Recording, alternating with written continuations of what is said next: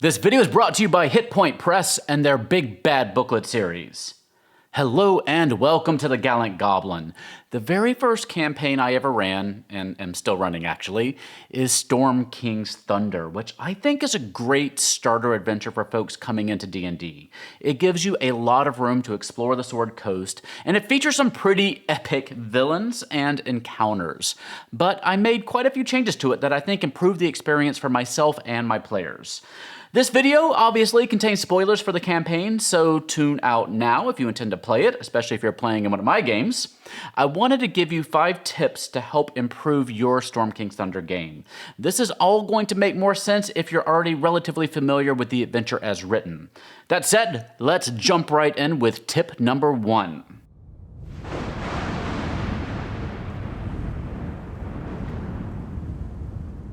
First, 100% don't start with Storm King's Thunder. The intro adventure in Nightstone is completely fine, but it doesn't do what I think is necessary to get an adventure off to a good start. You need to establish your characters, you need to feel a connection to a particular place that they want to protect, you need to develop some NPCs that they care about, and you need to set up some villains, set them into motion early. Nightstone doesn't really accomplish those goals. It sets up a mystery and it establishes the giants as a threat, but that's about it really. Nightstone is a mission that you can send your heroes on later in the adventure. I recommend starting your campaign with the Lost Mine of Phandelver. That's an adventure in the D&D starter set. Phandalin is a great home for your heroes. At character generation, see if you can place your characters' families in that town. Or look at the great NPC options already in the town and tie those characters to your player characters. Maybe their family, friends, mentors, instructors, loved ones, what have you. The included adventure is fairly long and will give you a chance to really get to know and care about Phandalin. And Phandalin is a place that's already situated close to the action. For the second part of the story, you'll be given the option of which of 3 cities to stage the first major giant attack in. And Tribor, which is literally the next town over, is one of those options. It's super easy to get your heroes over to Tribor to transition to Storm King's Thunder. And Phandalin can later come under threat from the fire or hill giants who are operating nearby. Now, you also have the option of skipping Tribor for the moment in favor of Bryn Shander up in Icewind Dale. And I'm going to show you how to bridge the Lost Mine of Phandelver with the Frost Giant story in Bryn Shander in my second tip. So, by starting with the Lost Mine of Phandelver, you'll have more time to develop your player characters, introduce those people that they care about, make a home base for your PCs, and transition them to the main story via Tribor or Bryn Shander. And it gives you a great way to introduce some great early and mid-game villains, which leads me to tip number 2.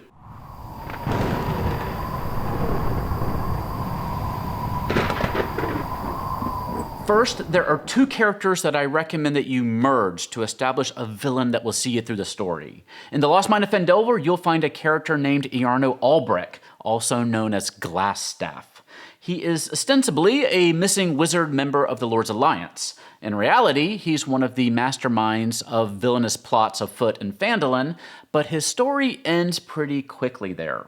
In A Storm King's Thunder, you have a Zentarum mage named Nilron Darlost, who is searching for a legendary artifact known as a Ring of Winter, and he'll lead the characters right into conflict with the Frost Giants. I combined these 2 characters. In a nutshell, in my story, Iarno Albrecht, Glassstaff, was a wizard and alchemist working for the Lord's Alliance. He became obsessed with power, and he learned about a legendary artifact known as the Ring of Winter, an artifact that the Frost Giants and Storm King's Thunder are also looking for. Glassstaff learned that the ring was last in the possession of an adventurer known as Articember, but he had no way of locating him. Glassstaff needed more money and resources to fund his research. Keep in mind, he was also interested in alchemy and potion making. He ended up striking a deal with the Zentarum as they could offer him 2 things. They could fund his research, and they apparently had a few drops of Cimber's blood, drops that he could use to track Cimber using divination magic. He was also in league with the Frost Giants since they had similar goals of tracking down this ring. Basically, Glassstaff was using any connection he could find and making a lot of promises to find this artifact. So, long story short, use Glassstaff for his intended purpose in Phandalin, but when they discover his office, let them discover evidence of his research, including evidence that he was working with the Frost Giants. They also discovered that Glassstaff had tracked something down to the town of Bryn Shander in Icewind Dale, and that will take you to that chapter in Storm King's Thunder and let you continue the story there. When Glassstaff is confronted in Phandalin, let him down a potion of invisibility, and hopefully escape to continue the story up through the Frost Giant storyline, taking Nilram Darlos's place in that story. The character should assume he's making his way to Bryn Shander and follow along after. But while he's in Phandalin, let him make waves. In the starter box story, he forms a gang called the Red Brand Ruffians to cause trouble in town, maybe corrupting some of the more impressionable loved ones of the PCs. In my story, one of the PCs was a former Red Brand herself, who Glassstaff tried to off when he thought that she might turn. Now, there's a second character in Phandalin that also makes a fantastic villain. Halia Thornton is another member of the Zentarum, one who I feel doesn't really respect Glassstaff and his arcane shenanigans very much. Halia is very practical, she's very level-headed, and she's ruthless.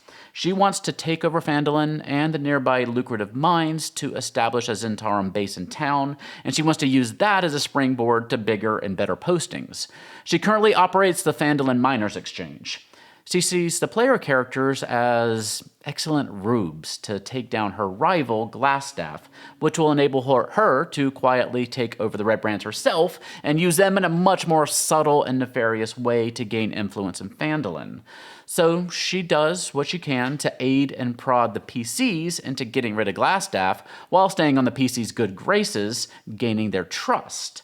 Once Glassstaff is gone and the PCs have moved on to Tribor or Bryn Shander, she goes to work taking over the town, eventually pushing out the town master, Harbin Wester, and maybe also getting herself elected as town master. And when she hears what happens in the neighboring town of Tribor, with the fire giant showing up and digging up an old artifact in the town square, destroying much of the town in the process, she knows there's a big threat nearby. But where there's a threat, there's also an opportunity. She sends her own Red Brand agents out and maybe finds a few more similar artifacts, or at least what appear to be similar artifacts, and she offers to trade them to the Fire Giants and Duke Zalto, the Fire Giant leader in particular, in exchange for protection for her and Phandalin.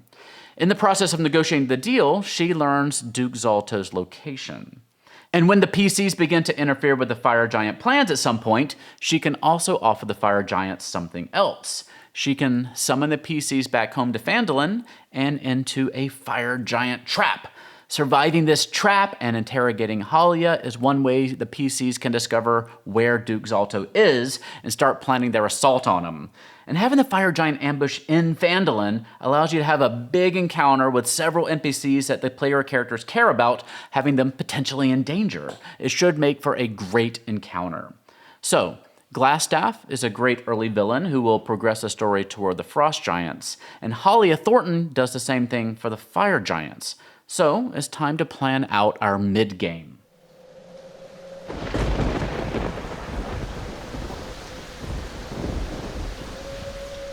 Now, when you run Storm King's Thunder as written, the PCs really only have to confront one of the 5 giant leaders, either the leader of the Fire, Frost, Stone, Cloud, or Hill Giants.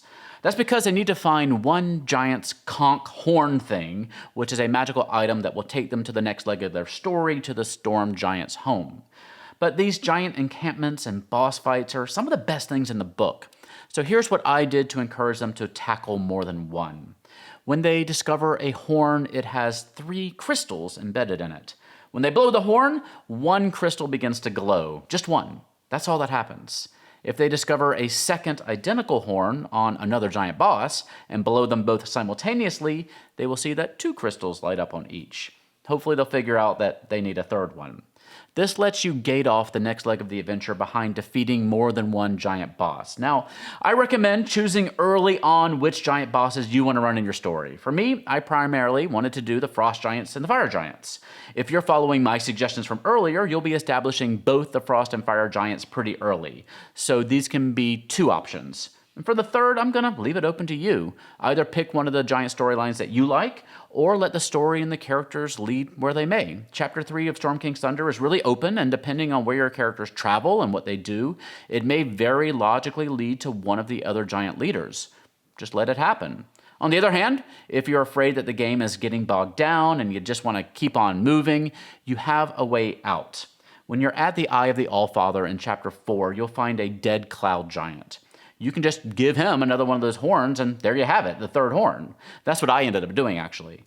You can also have the Oracle explain that they'll need 3 such conch horns to reach the storm giants. While we're talking about mid-game, I highly recommend just skipping the quest for the giant relics that the Eye tries to send them on. To me, it feels just like busy work. It doesn't really add to the story, and I think it can be pretty tedious. You can find much better, more organic ways for the characters to learn the location of each giant boss, like with Halia Thornton and the Fire Giants earlier. Finally, if you are following my advice about the early game, when you're doing character creation with each of your players, you're very likely going to want to tie their backgrounds and character motivations to one of the giant lords. With my plan, it's perfectly safe to tie them to the fire and frost giants, but be careful if you start tying them to more giant types than that. If each character is connected to a different giant type, it's really going to expand your campaign in terms of time and scope. So I recommend having some sort of plan in the beginning. If your players really want to pursue all the giant leaders, fantastic, but you don't want to obligate yourself into running every single one unless you really want a very long campaign. One other tiny bit of advice here. If you want to run the Cloud Giant chapter, which is pretty good, you'll want to establish the Bronze Dragon Felgolos early in your story. As soon as they start exploring in Chapter 3, have them encounter Felgolos. Maybe harassing a caravan of Zentarum, or have them swoop in to rescue the PCs if they get into a skirmish that's getting the better of them. I had Felgolos take on the form of a super friendly red-haired halfling and meet the characters like that. He can travel along with them for a little while and eventually divulge his secret identity to them, hopefully in some sort of dramatic fashion. And once he's captured by Sansuri and the Cloud Giants, they'll be much more motivated to go rescue him. So, we've discussed the early game and mid-game. Let's talk about some of our big bads.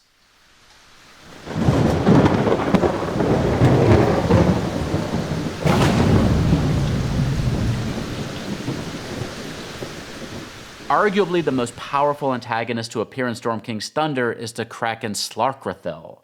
He has an entire faction behind him, the aptly named Kraken Society. But the adventure barely touches on them. They appear almost out of nowhere toward the end of the adventure in Chapter 11, having been the ones to cause all the chaos to begin with by kidnapping the Storm Giant King Hecaton and murdering his wife Neri at the behest of the Blue Dragon Emrith. The Kraken Society and Slarkrathel himself could be more interesting and impactful with a couple of changes, and their influence could be foreshadowed much earlier in the story. According to the text, he wants to see the dragons and the giants destroy each other and all the cities along the Sword Coast. He saw aiding Emrith and toppling the King of the Giants as the first domino that could lead to an all-out war by destabilizing giant society.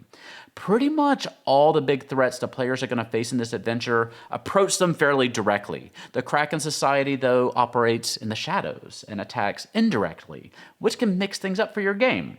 First, let's find an easy way to introduce the Kraken Society a little bit earlier in the adventure. For this, there's a great little adventure on DM's Guild that I ran to great success that not only brings in the Kraken Society, but also the Ground Dom Riverboat in Yartar. It's great foreshadowing and makes that Chapter 11 encounter much more meaningful. It's called Kraken's Gamble by Eventyr Games. I ran it almost exactly as written, though I did have one of the characters in my PC's backstory show up as the Purple Lady in that little module. Which brings me to an aside.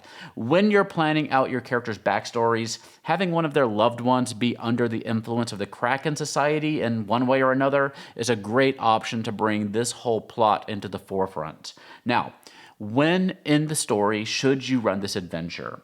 Ideally, you'll run it when the characters are near the Desarin River, as the adventure starts by the players discovering a strange cocoon that flowed downriver from Yartar. One option is to start this right after the fight with the Hill Giant leader at Grud Hog, which is already located on a river in the Desarin Valley.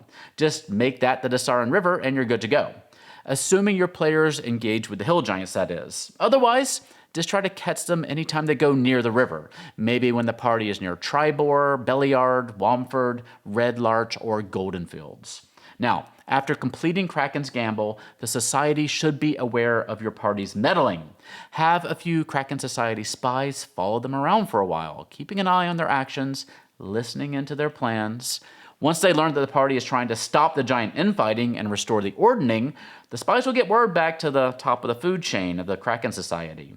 Higher level Kraken priests and mages may start scrying on the party. Once the full threat the party poses is known, you can have the Society try to take down the party altogether, but in an indirect way. Maybe they steal some of their belongings in the night and use them to frame the PCs for a crime in the city they're staying in. Maybe they try to catch one party member separated from the rest and see if they can assassinate them. That's a great tactic to use if each of your party members likes to get a separate room at the inns they stay in while traveling. Maybe they try to sabotage their equipment or transportation, like the airship. Maybe they try to poison their food. This can all lead up to Chapter 11 in the plot, where they'll hopefully learn much more and see the Kraken himself, though they won't be strong enough just yet to fight him. If you need a way to make their connection to the Society more explicit, those spies and saboteurs, you can have them even have like a little Kraken brand appear on their inner wrist, marking them in some way. But at the end of the adventure, probably after they've taken out Emrith and become a little higher level, make a final confrontation with Slackrathel, one last thing they have to handle before the story ends.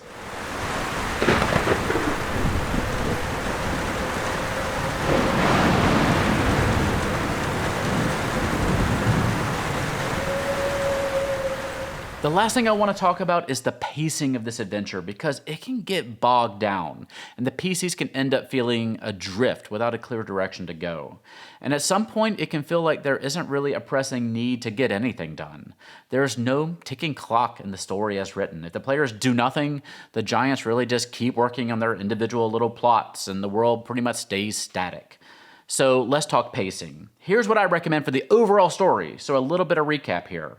Act 1, Phandalin, the Lost Mine of Phandelver. Go through the story more or less as written. Connect Glassstaff to the Frost Giants. He flees up north to Bryn Shander and leaves some notes behind. If you've made Glassstaff a hated enough villain, they should chase him down there.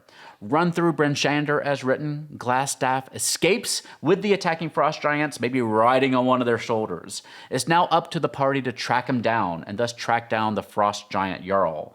Instead of going through the unrelated rune quest at the end of the Eye of the Allfather story, I think the party can work with the Lord's Alliance, and maybe even infiltrate the Zentarum to find Glassstaff's location. So that's path 1 with the Frost Giants. For the Fire Giants, find an excuse for your party to travel up the road from Phandalin to Tribor. It should be really easy to have one of those Tribor NPCs in the book visit Phandalin looking for heroes for some problem or other. When they get there, run through the Tribor Fire Giant attack as written, introducing the Fire Giants. Then you have Halia Thornton back in Phandalin make her move with the Fire Giants that we talked about earlier. Once the Fire Giants get sufficiently upset with the party, Halia can arrange the ambush, the party can hopefully prevail and suss out what happened, and they can interrogate her or investigate her office to find the location of the Fire Giant stronghold. That'll lead them to the Fire Giants to get that second conch.